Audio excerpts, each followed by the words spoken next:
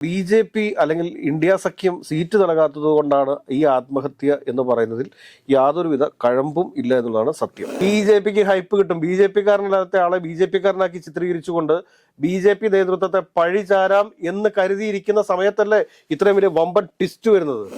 ഒരു പത്രം 24 മണിക്കൂർ കഴിയുമ്പോൾ മാത്രം ഇറങ്ങുന്ന പത്രമുണ്ടായിരുന്ന കാലഘട്ടത്തിൽ നിന്ന് ഓരോ സെക്കൻഡിലും ഓരോ പുതിയ പുതിയ വാർത്തകൾ സൃഷ്ടിക്കപ്പെട്ടുകൊണ്ടിരിക്കുന്ന ഒരു ലോകത്താണ് നമ്മൾ ജീവിക്കുന്നത്. ഈ ഇലക്ഷനോട് അടുത്ത് വരുന്ന സമയത്ത് BJP-യെ പ്രതിരോധത്തിലാക്കാൻ വേണ്ടിയിട്ട് മാധ്യമങ്ങൾ ശ്രമിക്കുന്നു എന്നതിനപ്പുറത്തേക്ക് മറ്റൊരർത്ഥം ഇതിനുണ്ട് എനിക്ക് തോന്നുന്നില്ല. കാരണം സത്യം എപ്പോഴും സത്യമല്ലേ. BJP-ക്ക് ക്രെഡിബിലിറ്റി കൂടുകയും മറ്റു പാർട്ടികൾക്ക് ക്രെഡിബിലിറ്റി കുറയുകയും ചെയ്യുന്ന ഒരു സാഹചര്യം വരെ സൃഷ്ടിക്കാൻ വേണ്ടി പോകുന്നത്. നമസ്കാരം. ഈ തദ്ദേശ തെരഞ്ഞെടുപ്പ് അടുത്തു നിൽക്കുകയാണ്. തിരുവനന്തപുരത്ത് ഒരു അനന്തു തമ്പിയുടെ ആത്മഹത്യ വലിയ വിവാദത്തിലായിട്ടുള്ളത്. ഇപ്പോൾ BJP പല നേതാക്കന്മാരും പറയുന്നത് അവരുടെ പ്രവർത്തകനല്ല എന്നുള്ള രീതിയിലാണ്.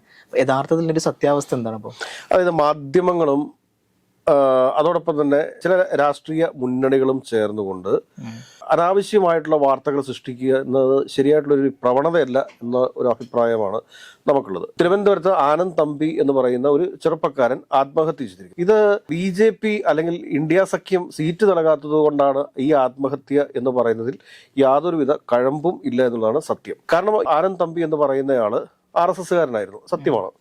പക്ഷെ അദ്ദേഹം കുറച്ചു നാളുകളായിട്ട് ശിവസേനയിലാണ് പ്രവർത്തിക്കുന്നത്. ശിവസേനയിൽ എന്ന് വെച്ചാൽ ഷിൻഡെ വിഭാഗത്തിലല്ല അദ്ദേഹം പ്രവർത്തിക്കുന്നത്. അദ്ദേഹം പ്രവർത്തിക്കുന്നത് സജി തുരുത്തിക്കുന്നൽ എന്ന് പറയുന്ന ആൾ നേതൃത്വം നൽകുന്ന, ഉദ്ധവ് താക്കറെ നേതൃത്വം കൊടുക്കുന്ന ശിവസേനയുടെ ഭാഗമായിട്ടാണ് പ്രവർത്തിക്കുന്നത്. അതായത് ഇന്ത്യ മുന്നണിയുടെ ഭാഗമായിട്ടുള്ള ശിവസേനയുടെ അംഗമാണ് ഈ പറഞ്ഞ ആനന്ദ് തമ്പി എന്ന് പറയുന്നത്.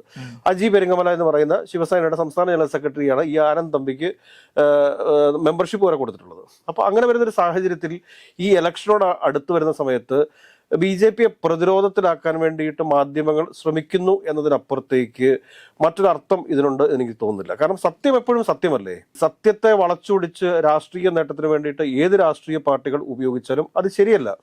ഒരു കാര്യം നമ്മൾ മനസ്സിലാക്കേണ്ടതെന്ന് വെച്ചാൽ തിരുവനന്തപുരത്തെ സംബന്ധിച്ച് തിരുവനന്തപുരത്ത് പറയാനായിട്ട് ഒരുപാട് രാഷ്ട്രീയമുണ്ടെന്നേ. ആ രാഷ്ട്രീയം പറഞ്ഞ് തെരഞ്ഞെടുപ്പിനെ നേരിടേണ്ടതിന് പകരമായിട്ട് ഇതുപോലുള്ള ഗിമ്മിക്കുകളിലേക്ക് പോകാതിരിക്കുന്നതാണ് എല്ലാ മുന്നണികൾക്കും നല്ലത്. ഇടതുപക്ഷ ജനാധിപത്യ മുന്നണിയെ സംബന്ധിച്ചിട്ട് അവർക്ക് അവരുടേതായിട്ടുള്ള രാഷ്ട്രീയം പറയാനായിട്ട് എന്തെല്ലാം കാര്യങ്ങൾ കിടക്കുന്നു തിരുവനന്തപുരത്ത്. അപ്പൊ അതിനിടയ്ക്ക് ഇതുപോലുള്ള ഒരു വിഷയം, ഒരു ആത്മഹത്യ ഉയർത്തി കാണിച്ചുകൊണ്ട് BJP-യെ തരം താഴ്ത്തി കാണിക്കുന്നതിനോടൊന്നും എനിക്ക് യാതൊരു യോജിപ്പുമില്ല. അതിനെ നമുക്ക് അംഗീകരിക്കാനായിട്ട് സാധിക്കത്തുമില്ല. അദ്ദേഹത്തിന്റെ ആത്മഹത്യാ കുറിപ്പിൽ BJP-യെ കുറ്റപ്പെടുത്തുന്നു എന്ന് പറയുന്നു. സ്വാഭാവികമായിട്ട് ഞാനൊരു കാര്യം പറയട്ടെ. കാരണം എന്താ വെച്ച് കഴിഞ്ഞാൽ ഒരാൾ ആത്മഹത്യ ചെയ്യുന്ന സമയത്ത് എതിർപ്പ് തോന്നുക സ്വാഭാവികമാണ്. അദ്ദേഹം നേരത്തെ RSS-ലായിരുന്നു. RSS-ൽ പ്രവർത്തിച്ചു കൊണ്ടിരിക്കുന്ന സമയത്ത് BJP നേതാക്കന്മാരോട് സീറ്റ് ചോദിച്ചിട്ടുണ്ടാവും. പക്ഷെ ആ സമയത്ത് സമയമായിട്ടില്ലല്ലോ. പക്ഷെ അതിനു മുമ്പ് തന്നെ അദ്ദേഹം പോയി ശിവസേന ഉദ്ധവ് താക്കറെ വിഭാഗത്തിൽ പോയി ചേരുന്നു.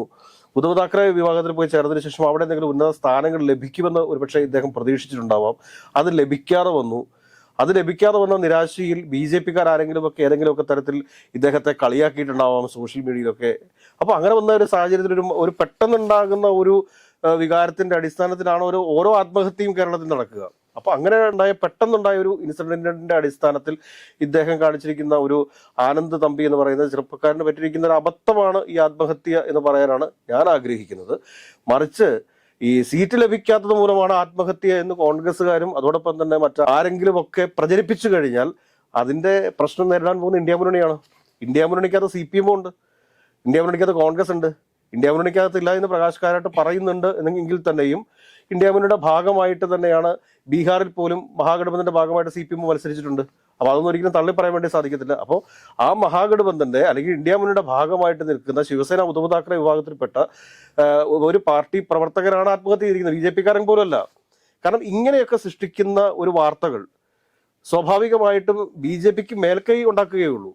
BJP-കാരിന് പറയാൻ വേണ്ടി പോകുന്ന കാര്യം എന്താണ്? കാരണം BJP തിരുവനന്തപുരത്ത് ഒരു വൻ മുന്നേറ്റം ഉണ്ടാക്കാൻ വേണ്ടി പോകുന്നു.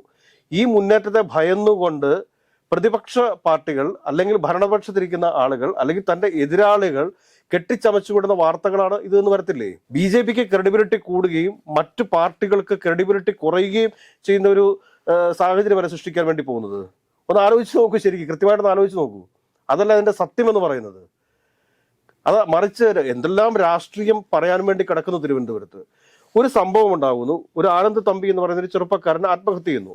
ആ ആത്മഹത്യാ കുറിപ്പിലെ വാചകങ്ങൾ സത്യമാണോ എന്നൊന്ന് അന്വേഷിക്കുന്നതിന് മുമ്പ് തന്നെ രാഷ്ട്രീയ പാർട്ടികൾ പ്രതിഷേധവുമായിട്ട് അല്ലെങ്കിൽ ആക്ഷേപവുമായിട്ട് ആരോപണവുമായിട്ട് രംഗത്ത് വരിക എന്ന് പറഞ്ഞു കഴിഞ്ഞാൽ അത് ജനാധിപത്യത്തിന്റെ ഭൂഷണമാണോ?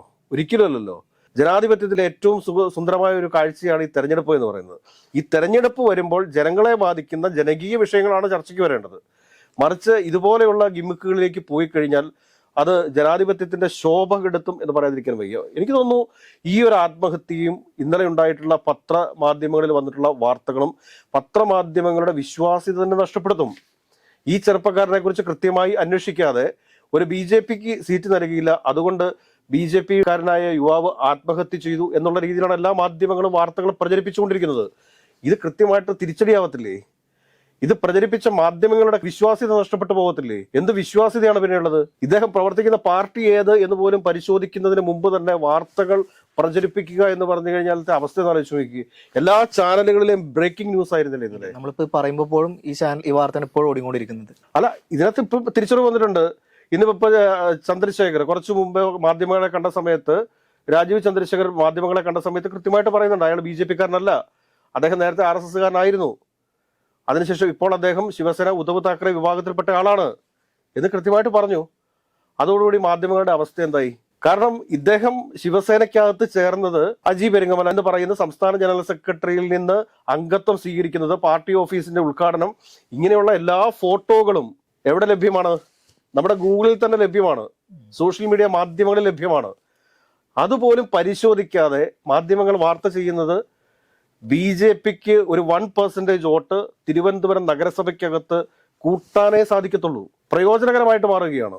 ഇന്നലെ ഈ പത്രമാധ്യമങ്ങളൊക്കെ നടത്തിയിരിക്കുന്ന ഈ റോങ് റിപ്പോർട്ടിംഗ് അത് BJPക്ക് മേൽക്കൈ നേടാനേ സഹായിക്കത്തുള്ളൂ. അതല്ലാതെ മറിച്ച് സത്യം അറിയുന്നതിന് മുമ്പ് തന്നെ മാധ്യമങ്ങൾ വിവരക്കേട് വിളിച്ചു പറയുന്നു എന്ന് ഇനി BJP നേതാക്കന്മാർ എല്ലാ കവലകളിലും മൈക്ക് കെട്ടി വെച്ച് പ്രസംഗിക്കത്തില്ലേ? എന്ത് മറുപടി പറയും? എന്തെങ്കിലും മറുപടി പറയുമോ? എനിക്ക് തോന്നുന്നു ഇന്നലത്തെ ഈ ആത്മഹത്യയെക്കുറിച്ച് CPMന്റെയും കോൺഗ്രസിന്റെയും ഒക്കെ നേതാക്കന്മാര് പ്രസ്താവനകൾ ഇറക്കിയിട്ടുണ്ടാവും. ഈ പറഞ്ഞ എല്ലാ രാഷ്ട്രീയ പാർട്ടികൾക്കും, ഇടത് രാഷ്ട്രീയ പാർട്ടികളായിക്കോട്ടെ വലത് രാഷ്ട്രീയ പാർട്ടികളായിക്കോട്ടെ, എല്ലാ രാഷ്ട്രീയ പാർട്ടികൾക്കും സംഘടനാ സംവിധാനങ്ങളുള്ളതല്ലേ? ആ നാട്ടിലുള്ള ആളുകളോട് ബ്രാഞ്ച് കമ്മിറ്റിയിൽ അല്ലെങ്കിൽ ലോക്കൽ കമ്മിറ്റിയിൽ അല്ലെങ്കിൽ ബൂത്ത് കമ്മിറ്റിയിൽ മണ്ഡലം കമ്മിറ്റിയിൽ ഒന്ന് വിളിച്ചു ചോദിച്ചു കഴിഞ്ഞാൽ അവർ പറഞ്ഞു കൊടുക്കില്ല ഇയാൾ ഏത് പാർട്ടിക്കാരനാണെന്ന്. അപ്പൊ അങ്ങനെ ഇയാൾ ഏത് പാർട്ടിക്കാരനാണ് എന്ന് പോലും മനസ്സിലാക്കുന്നതിന് മുമ്പ് തന്നെ പ്രസ്താവനയുമായിട്ട് രംഗത്ത് വരിക എന്ന് പറഞ്ഞു കഴിഞ്ഞാൽ ഒന്ന് ആലോചിച്ച് നോക്കി എന്താണ് അവസ്ഥയെന്ന്. BJP മുമ്പോട്ട് പോകും, നമ്മൾ ഉദ്ദേശിക്കുന്ന പോലെയല്ല. BJPക്ക് ഒരു ഹൈപ്പ് കിട്ടും. BJPക്ക് ഹൈപ്പ് കിട്ടും. BJP കാരനല്ലാത്ത ആളെ BJP കാരനാക്കി ചിത്രീകരിച്ചുകൊണ്ട് BJP നേതൃത്വത്തെ പഴിചാരാം എന്ന് കരുതിയിരിക്കുന്ന സമയത്തല്ലേ ഇത്രയും വലിയ വമ്പൻ ട്വിസ്റ്റ് വരുന്നത്? BJP കാര് പറയത്തില്ല ഇന്ത്യ മുന്നണിയുടെ പ്രവർത്തകരാണ് ആത്മഹത്യ ചെയ്തിട്ടുള്ളത്, ഇന്ത്യ മുന്നണി സീറ്റ് നൽകാത്തത് കൊണ്ടാണ് ആത്മഹത്യ ചെയ്തിട്ടുള്ളത് എന്ന് പറഞ്ഞു കഴിഞ്ഞാൽ എന്ത് ഉത്തരം പറയാനുണ്ട്? ഈ ആത്മഹത്യ ചെയ്യ ആനന്ദ് തമ്പി എന്ന് പറയുന്ന ചെറുപ്പക്കാരൻ എഴുതിയ കത്തിന്റെ വിശ്വാസ്യത തന്നെ ചോദ്യം ചെയ്യപ്പെടത്തില്ലേ? എനിക്ക് തോന്നുന്നു ആ കത്തിൽ അദ്ദേഹത്തിന്റെ ബന്ധുക്കൾക്കെതിരെ, അടുത്ത ബന്ധുക്കൾക്കെതിരെയൊക്കെ ആരോപണങ്ങൾ ഉണ്ട് എന്ന് എനിക്ക് തോന്നുന്നു. അതൊക്കെ പോലീസ് പരിശോധിക്കട്ടെ, അന്വേഷണം നടത്തട്ടെ എന്ന് പറയാനുള്ളൂ. പക്ഷെ അനാവശ്യമായിട്ട് സൃഷ്ടിക്കുന്ന വിവാദങ്ങൾ, കോപ്രായങ്ങൾ ഒക്കെ പൊളിഞ്ഞ് അടുങ്ങിക്കൊണ്ടിരിക്കുകയാണ് ഓരോ നിമിഷവും. പണ്ടത്തെ പോലെയൊന്നും ഇന്ന് അടിസ്ഥാനരഹിതമായ ഒരു ആരോപണം ആർക്കെതിരെ ഉന്നയിക്കാൻ വേണ്ടി പറ്റത്തില്ല. നിമിഷങ്ങൾക്കകം അതെല്ലാം പൊളിഞ്ഞ് താഴേക്ക് വീഴും. അത് മനസ്സിലാക്കിയിട്ട് വേണം ഓരോ രാഷ്ട്രീയ പാർട്ടികളും തെരഞ്ഞെടുപ്പ് രംഗത്ത് നിൽക്കാൻ വേണ്ടിയിട്ട്.